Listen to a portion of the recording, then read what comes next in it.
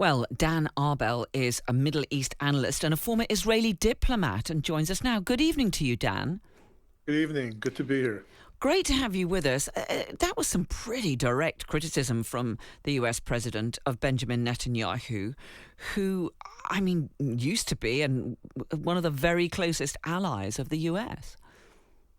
Absolutely. I don't know if you noticed, he said, I had good relations with Netanyahu in past tense. So I'm wondering if he meant that or that's just kind of a figure of speech. But certainly what we're seeing play out in the last few weeks is a deterioration or a setback in relationship between President Trump and Prime Minister Netanyahu. Simply, I think everybody's talking about the fact that Trump is interest driven. And so I think that it's not personal, to be honest. I think that what we're seeing here is that Trump is eager to get an agreement with Iran.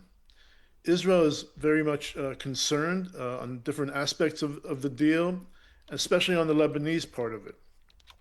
But Trump is not really too knowledgeable about what's going on in Lebanon, and he just doesn't want Israel to undermine his attempts to get to a deal with Iran. And He's driven from that. We've had, haven't we, Benjamin Netanyahu making it clear that Israel is going to maintain its occupation of parts of southern Lebanon, which it sees as vital in terms of its defense against attacks from Hezbollah inside Lebanon. Benjamin Netanyahu shows no sign of backing down on that.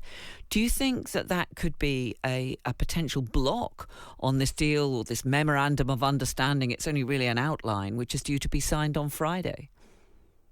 So I think that the deal is pretty much almost complete, and I think that there's a very high chance that it will be signed.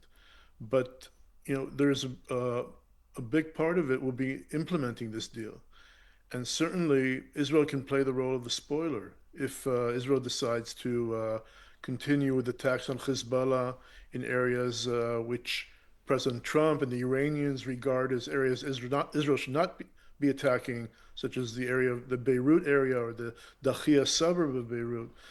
Then Iran will find itself responding to that. This could deteriorate, and this could bring to a undermining of the very agreement signed.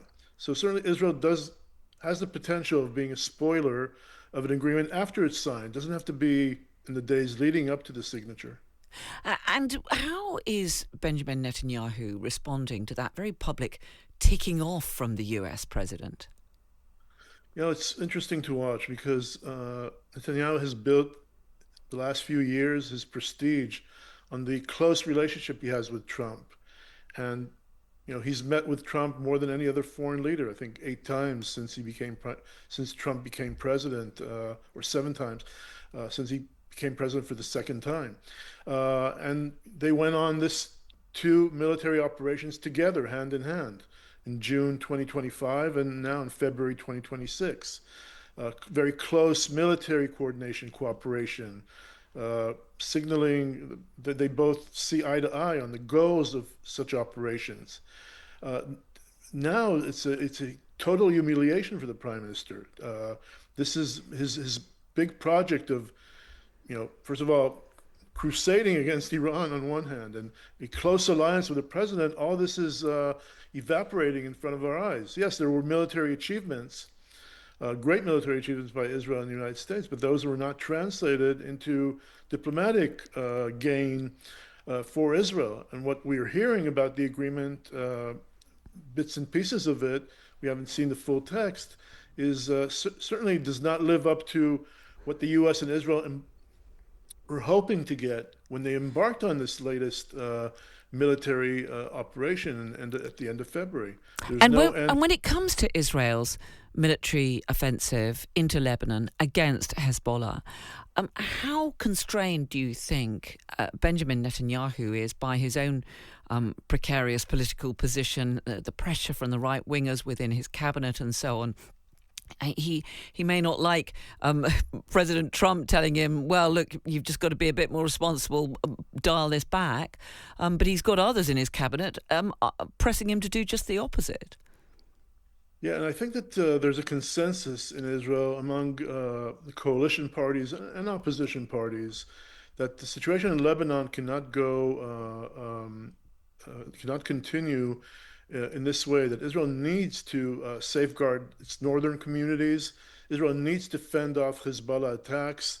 Israel needs to defend against these Hezbollah drones. And if Israel finds its strategic interest is to target Hezbollah targets wherever they are across Lebanon, then it should do so.